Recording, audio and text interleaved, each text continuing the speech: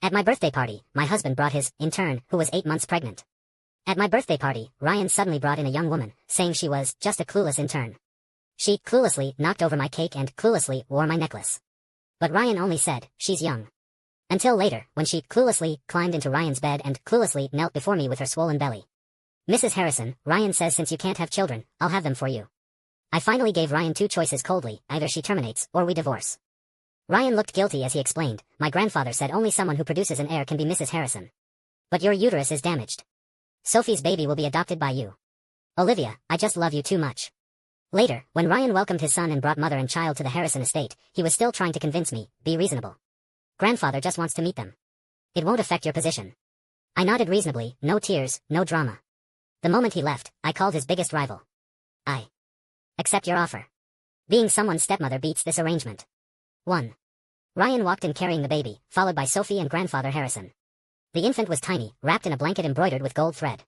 Ryan looked down at the baby in his arms, his gaze so tender it hurt. Olivia. He looked up, his tone casual, like announcing something trivial. The baby will live here from now on. My heart turned bitter, but I didn't know what to say. 3 months ago, when he knelt before me begging not to divorce. He'd promised that once Sophie gave birth, he'd transfer her to the branch office. She wouldn't affect our lives. But now, he'd brazenly brought mother and child to our marital home. Whatever fragile faith I'd held on to crumbled.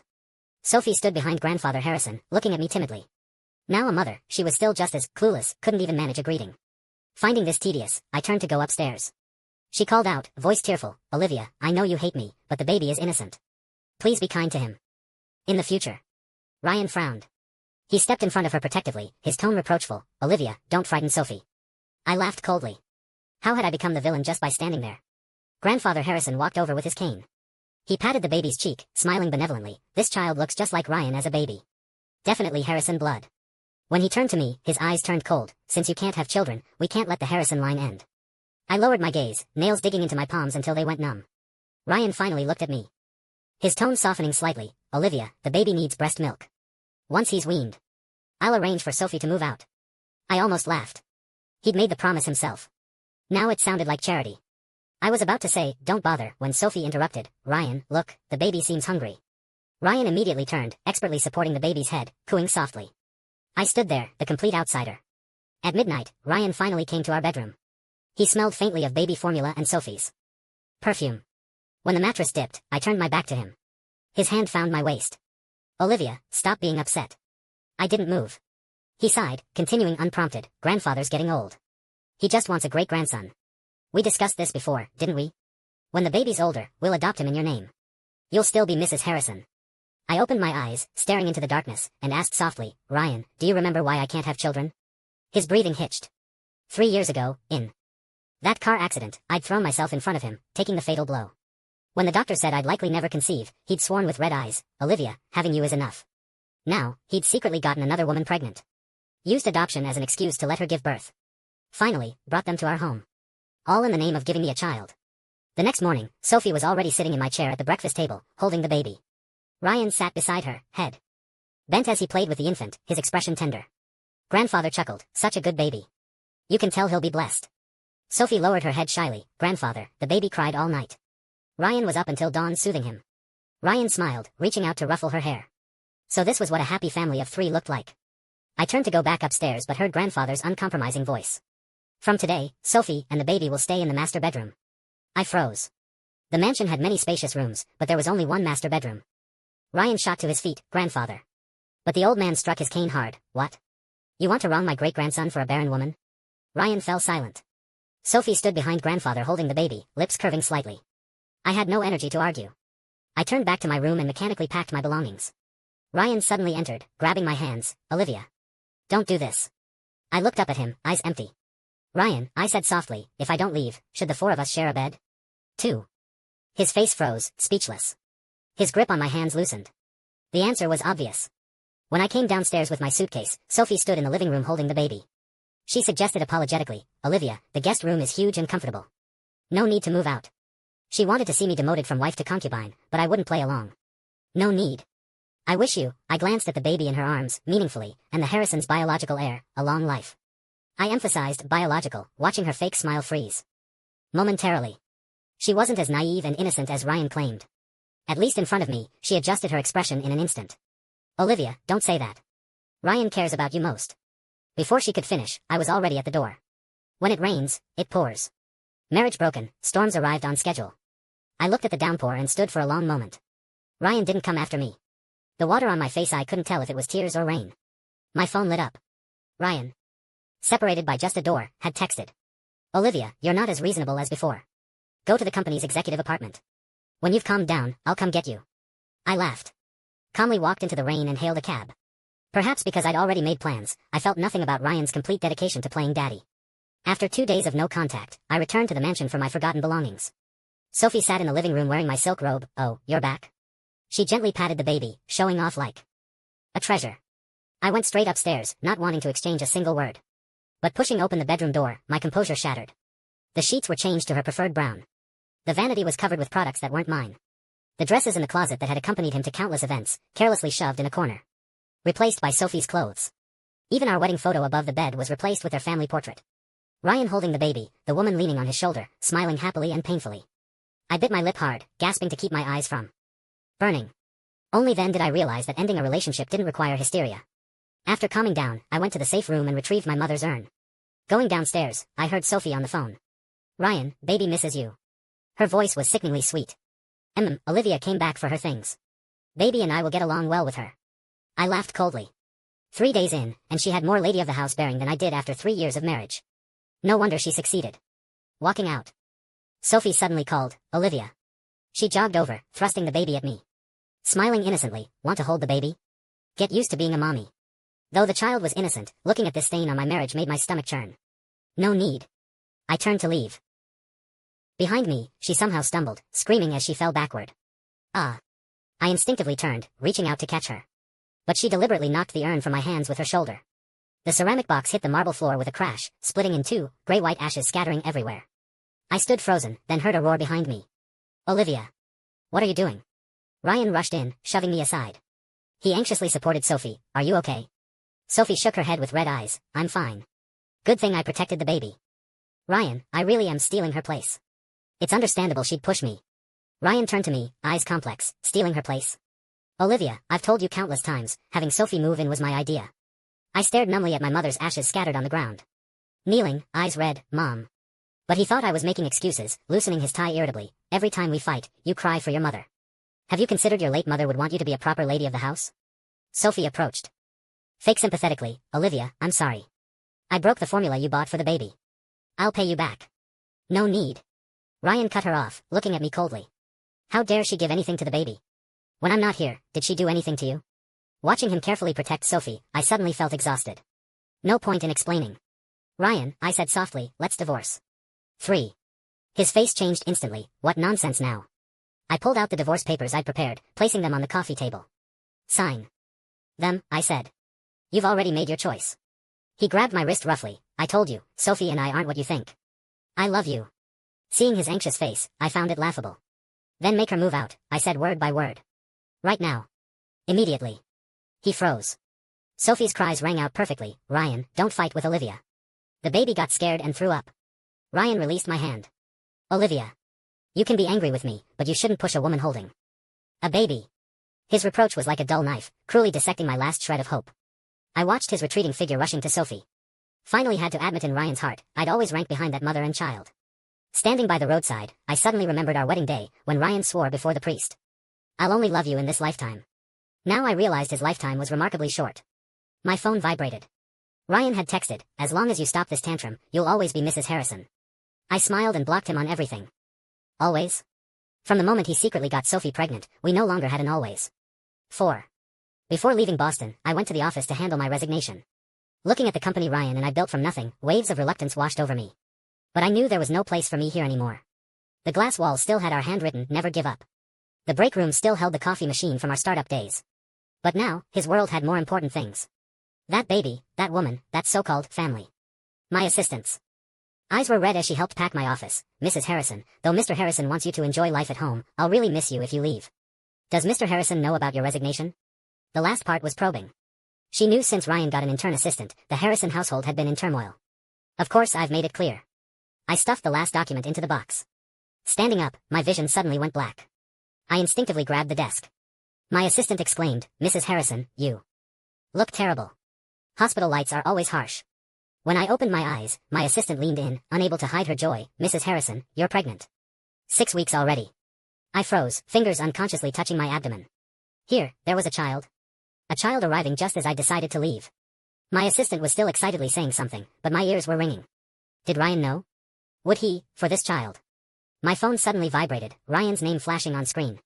I answered with trembling hands. Before I could speak, I heard his furious roar. "Olivia. Why would you do this?" I was stunned. "What?" "Sophie found a voodoo doll under the crib." His voice was ice cold, with pins stuck in it and the baby's birth details written on it. I laughed. So that was it. He called not to check on me after fainting, but to accuse me. 5. "Ryan," I said calmly, "do you remember what today is?" The line went silent for a moment. 3 years ago today, you had the accident. To protect you, my voice was soft, the doctor said I'd never conceive. But now, I'm all ready. The sound of something breaking came through, drowning out my words, "Pregnant." Ryan ran to comfort someone on his end. There, don't cry. I'll get justice for you and the baby." Then he asked, "What did you just say?" I didn't hear clearly. I suddenly felt there was no point in telling him. I hung up directly. "Assistant Lou," I said softly, "about my pregnancy, don't tell anyone yet." She looked at me in shock, but Mr. Harrison. Especially not Ryan. I touched my flat stomach, tears finally falling. This baby has nothing to do with him anymore. The sunset outside was blood red. Like 3 years ago when Ryan held my bloodied body crying, "Olivia, not having children doesn't matter, but I can't lose you." Now, he'd pushed away both the child and me. 5. Continued. I'd barely managed to sit up when the hospital room door was kicked open. Grandfather Harrison entered with his mahogany cane, followed by 2 bodyguards. "Olivia." The cane struck hard against my bed rail. "You vicious woman. Now the baby's in ICU. Are you satisfied?" I couldn't help but laugh. When Ryan and I were struggling to build our company, he'd affectionately called me granddaughter-in-law. Now that someone had given him a great-grandson, I'd become a vicious woman. My voice was hoarse. "If the baby's in ICU, you should be outside the OR." The old man swung his cane, striking hard across my forehand. The needle tore out. Blood beaded and rolled down my hand. "Still pretending," he raged. "I had a fortune teller check, it's your cursed doll. Now the baby's lungs are full of blood, you." He nearly passed out before finishing. The bodyguards immediately supported him. I looked at this crazed old man and felt only pity. He didn't know the child in my womb was his only great-grandchild. I looked at him absurdly. "You think I'd curse an infant?" Ryan stood behind grandfather, but he didn't plan to speak. "Stop lying." Grandfather Harrison gasped, straightening up. "The fortune teller said this is a matriarch's curse. To break it, we must shave the cursing matriarch's head." He didn't give me time to process this absurdity, signaling the bodyguards, "Hold her down." Weak as I was, did I even need restraining? But I still looked at the figure behind him, suddenly wanting to know who would Ryan choose this time. When the bodyguard produced scissors, Ryan finally moved. He stepped back. Just that one step made me laugh through tears. He avoided my gaze, voice trembling. "Olivia, just, for the baby." My heart turned completely cold. When the razor touched my scalp, I smiled. Remember 3 years ago when I had my head shaved after the injury? The blade had already cut the first strand. Black hair fell silently on the white sheets. "I thought I was ugly then, hid in the hospital room for 3 months refusing to see you. You waited outside for 3 months, saying through the door every day." Ryan's body suddenly shook violently. "Saying when my hair grew back, you'd brush it daily, buy the best hair oils, not let me grow a single gray hair." Memories flooded back. How could we not have loved? Back then, he'd researched hair growth recipes daily. The hair he'd nurtured so carefully, now they were shaving it with a baseless accusation. Ryan suddenly rushed forward, grabbing the bodyguard's hand, voice hoarse, "Stop." But it was too late. In my grief, warm liquid flowed down my thighs. Looking down, I saw blood drops hitting the floor. Ryan followed my gaze, his face instantly white. "Olivia?" He trembled as he lifted the blanket corner. Seeing the blood, he swayed. "This is 6. I calmly pulled back the covers, hiding the glaring red. Pretending nothing happened, just sign the divorce papers. Once I'm not the Harrison matriarch, the curse will naturally break. Ryan stared at my butchered hair, then at grandfather Harrison. He had someone bring divorce papers to the hospital room. As he signed, he was still apologizing. "Olivia, I'm sorry." When the baby. Before he could finish, his phone rang frantically. Sophie's cries pierced the air. "Ryan. The baby's been moved to a regular room but there's still problems. Come to Boston. General, quick." I smiled at him. "Go. The baby's waiting." Ryan looked at me. "Olivia." He reached to touch my face but stopped midair. "I'll be back soon. Wait for me." I watched him stumble out and gently touched my stomach. The monitor suddenly alarmed, blood pressure dropping rapidly. When the nurse rushed and panicked, I smiled at her. "Could you get me a hat?" She was terrified. In the last moment before darkness, I thought I heard Ryan calling my name from far away. But this time, I didn't want to answer. In my confusion, I felt strong arms lift me. That person shouted anxiously, "Doctor, save her quickly." Being wheeled into surgery, I heard the doctor say, "We can't save the baby." Tears rolled down into the operating table. This child was my secretly hoped-for miracle. After doctors declared natural conception nearly impossible, it came so suddenly, so preciously. But now, gone. 7. When I woke again, I was lying on an unfamiliar velvet bed. Not home, not the hospital. I sat up abruptly, severe abdominal pain tearing through me. "Don't move." A deep male voice came from the corner. I turned in alarm to see a tall figure emerge from the shadows. Alexander Cross? The rival who'd fought tooth and nail with our company. Later he'd moved his business focus out of Boston to Manhattan. Though he'd shown interest in me, I'd always thought he had ulterior motives and never encouraged him. When Ryan's pregnant assistant confronted me, I'd angrily agreed to be stepmother to his 3-year-old son. But that was just impulsive. Thinking if Ryan had someone to have babies with, I'd find someone who already had kids. Of all the people I knew, only he was divorced with a child. Actually, he'd never married. No one knew who the child's mother was. The perfect candidate for painless motherhood. Not like Ryan, claiming to love me, only wanting children, but one tear from the baby's mother could throw him into chaos. Remember our agreement? Alexander reminded me. I coughed awkwardly. Who'd have thought I'd end up so vulnerable before him? Like an ant he could crush any time. He handed over a medicine bowl. "Drink it." I instinctively shrank back, but he caught my wrist. "Olivia," he suddenly smiled, "are you afraid of me, or afraid the medicine's bitter?" I struggled to sit up. "Why am I here?" Without a word, Alexander scooped me up. I gasped, instinctively grabbing his collar. "The doctor said you need rest, no getting up." "I'll show you something." He carried me to the floor-to-ceiling windows and pulled back the curtains. In the garden below, a little boy in a bare onesie was chasing butterflies. Sunlight on his curly hair, dimples showing. When he smiled, my heart suddenly ached fiercely. "That's my son." Alexander's voice turned husky. 3 years and 4 months old. I stared at the child, struck by inexplicable familiarity. Alexander suddenly turned me to face him, looking into my eyes. "Olivia, you really don't remember?" His pupils looked exactly like the child's downstairs. My head suddenly throbbed, fragmented images flashing. Heart-wrenching cries in the delivery room. A baby's tiny hand in swaddling. And, I clutched my head, cold sweat instantly soaking my back. Alexander immediately put me back in bed, pressing the bedside bell. Doctors rushed in. In the last second before darkness, I saw Alexander holding my test results, his face terrifyingly dark. He spoke into the phone, "Find out exactly how Olivia's been ingesting musk compounds daily." 8. Once the baby was stable, Ryan immediately had his lawyer withdraw the divorce petition. But when he eagerly wanted to tell Olivia they didn't need to divorce, he found her phone disconnected, her messages showing red exclamation marks. He habitually walked toward the master bedroom. "Olivia, why are you?" Then remembered their marital bedroom no longer held her presence. He turned to ask the housekeeper, "Has Mrs. Harrison come back to light incense for her mother these days?" Mr. Harrison, after Miss Sophie moved in, Mrs. Harrison came back once, then, never again. The housekeeper said carefully. Came back once? He remembered when Olivia had pushed Sophie holding the baby. Though her anger was understandable. But it still made him think she was being petty. The baby was a Harrison. She'd always be Mrs. Harrison. Why fuss with a young girl? He thought, muttering, unfilial daughter, can't forget her mother even when angry. He turned to the safe room to pay respects to his mother-in-law for Olivia. But the urn was gone. "Martha, when did Mrs. Harrison take the urn?" Martha paused. "Sir, don't you remember? When Mrs. Harrison came back, Miss Sophie knocked over her mother's urn." "What? Wasn't that formula she bought for the baby?" Ryan's voice cut off, as if someone had grabbed his throat. The memory became terrifyingly clear. The gray-white powder scattered on the floor that day, Olivia kneeling with trembling hands. His knees went weak. He had to grab the wall to keep from falling. "Sir?" Martha looked worried. "Are you all right?" Ryan didn't hear her, his mind full of Olivia's red eyes, her kneeling and calling Mom. Her final, terrifyingly calm divorce declaration. That wasn't anger. That was a dead heart. Those. His voice shook uncontrollably. "Later. Cleaned up." Martha lowered her head. "Mrs. Harrison went to get a new box from me. When she returned, Miss Sophie had already had the maid vacuum." "Shut up." Ryan suddenly roared, punching the glass cabinet. He rushed out. It took 3 tries to get the car key in.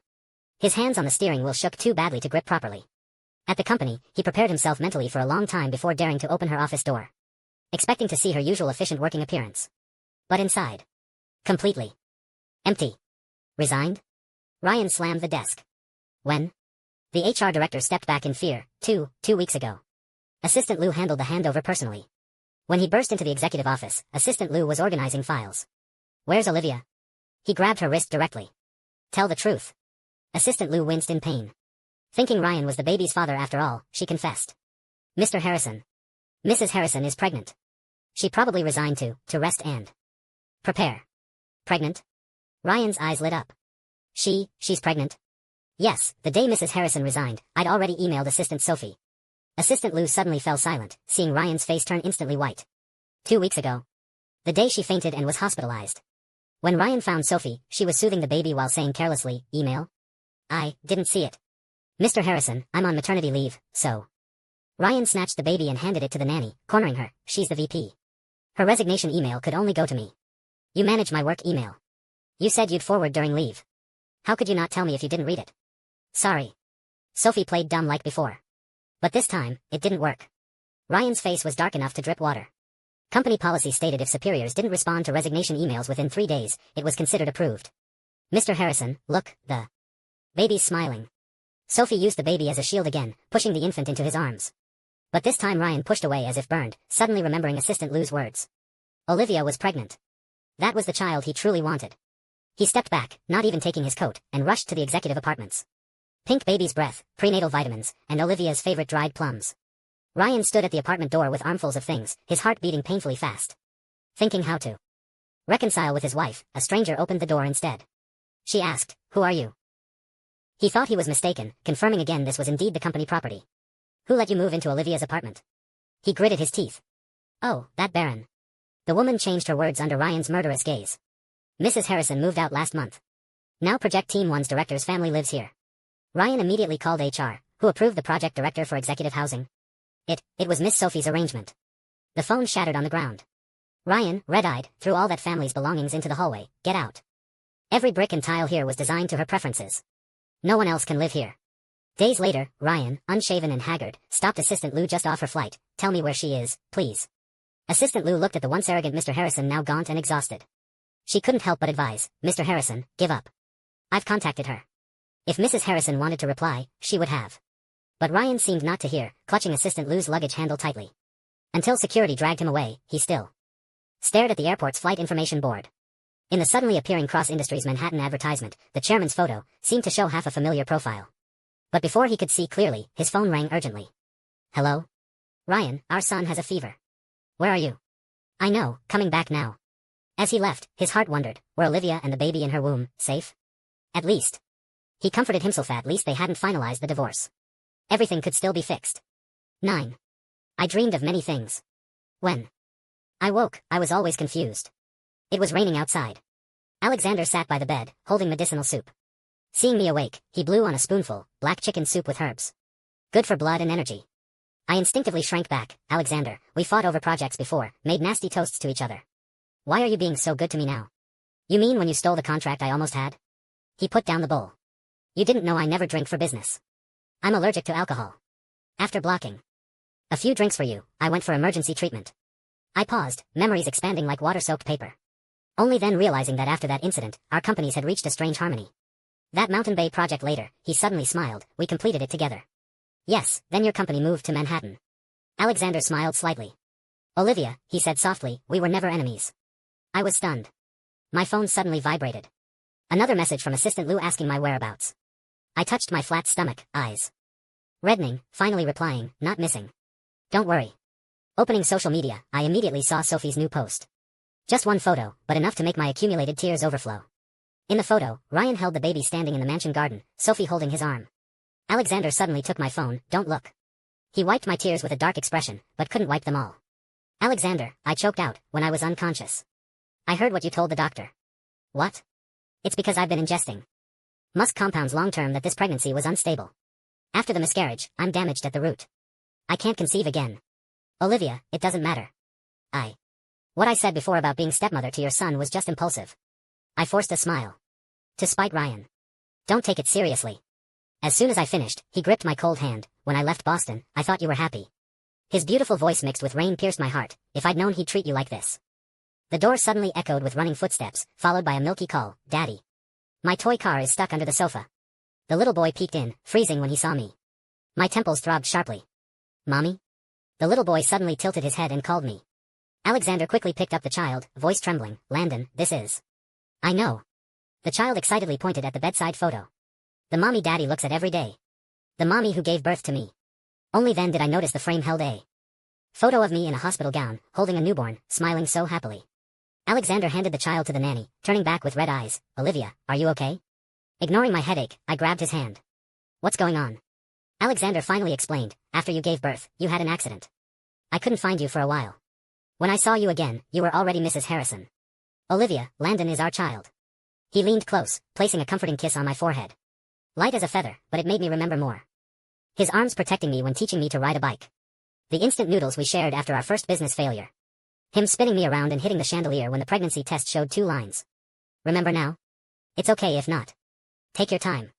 Alexander's thumb wiped my tears. 10. 3 months later, a new branch opened in Boston. Alexander had avoided Boston business for me before. Now that I'd let everything go, we could finally go all out. We held a special opening. Gala. Mommy. Landon rushed into the office with his crayon drawing. Look at my family portrait. The drawing showed 3 crooked figures. The middle one with a ponytail was colored bright pink. I smiled contentedly. So this is what having a family portrait feels like. Alexander followed in, suit jacket casually over his shoulder. The gala's at the Cloud Top restaurant by Boston Harbor. Want to go? His tone was casual, but his eyes watched me nervously. Sure. I knelt to wipe paint off Landon's face. Good chance to see Boston's night view. Alexander suddenly hugged me from behind. Olivia, if you see Ryan this time. Boss. The observation deck is all set. His brother and assistant Brad burst in. Seeing my expression, he suddenly stammered, the fireworks will definitely be better than back then. Alexander coughed heavily. Brad immediately swallowed his words, rubbing his nose awkwardly. Scratching his head awkwardly. Should I come back later? Alexander released me. No need. Let's discuss the schedule. What schedule needs discussing? Brad said carelessly. Boss. Is just too timid. Back when you disappeared, he almost turned Boston upside down. Then finding you happy with Ryan, this fool just. Brad. Alexander warned with a glare. Fine, I won't say it. Brad winked at me. You don't know after you disappeared, boss almost tore Boston apart looking for you. Then seeing you happy with that Harrison guy, this idiot. Alexander dragged him out. After the door closed, Alexander turned to me, ears slightly red. Olivia, I walked over and kissed him on tiptoe. His eyes instantly reddened. This was my first time responding to him. At the gala, I was toasting with the Boston branch manager when I heard familiar laughter from the terrace. Sophie wore a diamond-studded dress, holding the baby, while Ryan draped his jacket over her shoulders. Bad luck. Brad immediately blocked my view. I'll get us another room. Too late. Ryan had already seen me, jumped over the terrace railing. Mr. Harrison, careful. Amid everyone's gasps, he nearly fell from the building. But his eyes stubbornly looked in my direction. Olivia. He finally stood before me, eyes terrifyingly red. It's really you. Alexander immediately shielded me behind him. But Ryan seemed not to see him, staring straight at me. Come home. The baby doesn't need breast milk anymore. From now on, you'll be his mother, okay? His voice was hoarse beyond recognition. He reached for my wrist, but I gently avoided him. At that moment. Mommy. Landon's voice came from the private room. I can't find my teddy bear. Ryan's hand froze midair, looking at the running boy. Alexander suddenly gripped my hand, fingers interlaced. Mr. Harrison, let me introduce my wife and son. 11. Ryan stumbled back 2 steps. Impossible.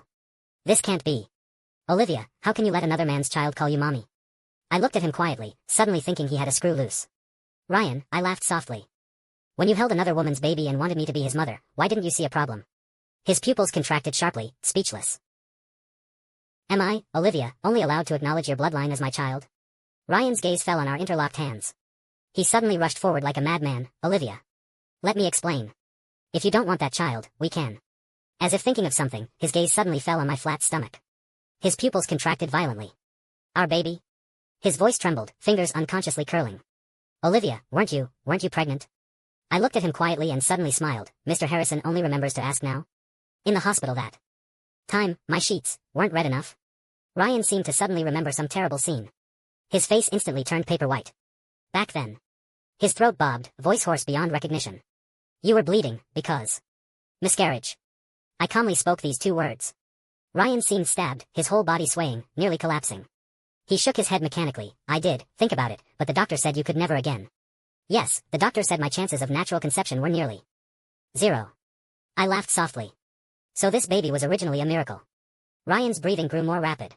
He suddenly grabbed his hair. Why didn't you tell me that day? Tell you? My voice finally trembled slightly. Tell you, then what? Would you abandon the one in ICU for our baby? His expression told me he remembered his choice. After I said, "Sign the divorce papers and the curse will break," he signed without hesitation and ran to his beloved child and woman without looking back. By the way, I suddenly remembered something. Know why? I miscarried. Ryan looked up blankly, eyes full of bloodshot. The stress from being held down and shaved wasn't enough by itself. I slowly leaned close, whispering, "Mainly because long-term must compound ingestion made the fetus unstable from that calming incense Sophie gave you for your study. This might be your only child in this lifetime." I finished, giving him a meaningful look. Perhaps remembering his Playboy days ruining his health with alcohol. Ryan's face turned ashen, as if his soul had been extracted. "These 3 months," he said painfully, "I searched all of Boston for you. Why didn't you? Tell me the truth, let me seek justice for you." Alexander suddenly laughed coldly. "Mr. Harrison playing devoted now? When Olivia was bleeding out, weren't you busy with another woman and child? Do you know she almost died?" Hearing this, Ryan completely broke. "If I had another chance, would definitely. I won't give you another chance. You didn't cherish Olivia naturally, someone else will. Kind reminder, the Dr. Wilson who delivered and operated on your baby has been keeping Sophie." Ryan's head shot up, as if struck by lightning. Remembering when the baby was born, Dr. Wilson eagerly presented the DNA report. Every checkup, Sophie insisted on that private hospital. Even that so-called curse was from a fortune teller Dr. Wilson introduced to grandfather. No, impossible. He shook his head mechanically but remembered more suspicious details. The baby didn't look like him. Sophie always found excuses not to let him take the baby for solo checkups. "Ryan!" Sophie screamed and rushed over. "Don't listen to her nonsense." Ryan suddenly gripped her wrist hard enough to nearly break bones. "Last week, why did you insist on taking him to Dr. Wilson for vaccinations?" Sophie's face changed instantly. "Because Dr. Wilson is a pediatric specialist." Ryan's voice was ice cold. "Was it necessary to stay in the office for 40 minutes? Sophie trembled all over. The baby in her arms suddenly wailed. Alexander perfectly handed over a business card. "This is Boston's best paternity testing center. 24-hour results. Mention my name for 20% off." Ryan released Sophie. Looking at this supposedly clueless young woman, he suddenly felt utterly strange. "Olivia." He looked at me with red eyes, voice pleading. "When I figure this out, There is no we." I calmly cut him off. "From when you brought her to my birthday party, or even earlier, we were already over." Turning away, I heard a heavy thud behind me and Sophie's hysterical screams. I didn't look back, but I knew. This time, he'd also tasted having his heart carved out. 12. 3 days later, Ryan blocked the cross-mansion entrance, reeking of alcohol. "Olivia," he held up the paternity test report, the words, "excludes biological father," glaringly ridiculous. "The doctor said, with my sperm viability, having a child would be miraculous. I was too arrogant, thinking younger women would more easily, that's how I wronged you." Sophie's incense indeed had problems. "Don't worry, I've already dealt with her." He paused, eyes suddenly lighting with hope. "Olivia, since neither of us can have children, let's be a proper dink couple." "Olivia." He knelt down. "If you ever feel lonely, we can adopt. Whatever works." Alexander blocked me. "No need, Mr. Harrison. Our Olivia can have children." "You shut up." Ryan suddenly erupted, but froze seeing Landon run out from inside. Sunlight on the child's dimplesh realized those features looked exactly like mine. "My son," I touched Landon's head. "Biological." Ryan's expression instantly froze. He stared at Landon's face. "This child, how old?" Alexander smiled leisurely, adjusting his cuffs. "Almost 4. He added meaningfully, "Born exactly the year Olivia had her accident." Ryan remembered something and suddenly collapsed, vomiting blood. The year of the accident, I'd given birth to Landon 3 months prior. My mother passed from illness. As her only daughter, I went to Boston to handle her funeral. During that time, I met the down-on-his-luck Ryan and we discussed starting a business. When I was preparing to return to Manhattan, I took the hit for Ryan in the accident, injuring my brain and losing some memories. All my feelings for Alexander transferred to Ryan. I became extremely dependent on him. I couldn't say which memories I'd lost. Perhaps the most precious, or perhaps the ones I least wanted to remember. The doctor said it wouldn't affect daily life. So we didn't worry too much. After the traumatized Ryan was driven away, he repeatedly asked to see me. I set one condition: I'd see him if he agreed to finalize the divorce. Finally, he agreed. Outside the courthouse, Ryan clutched the divorce decree. "Olivia, are we really?" "Mommy." Landon ran over with ice cream, Alexander following with napkins. Ryan watched our happy family, eyes reddening again and again. Finally turning toward the police car. Officers waiting for him there. I heard Sophie had been stabbed 18 times in her hospital bed, each avoiding vitals. But she died from blood loss in the end. That Dr. Wilson lost his license and disappeared. He and Sophie's child was taken by Wilson's wife. Reportedly gone the next day. Ryan received our wedding invitation in prison. That day, he banged his head against the wall until bloody. When guards found him, he was smiling foolishly at the wall. Repeatedly muttering, "Olivia, come home. I don't want the baby anymore. I want you." The end.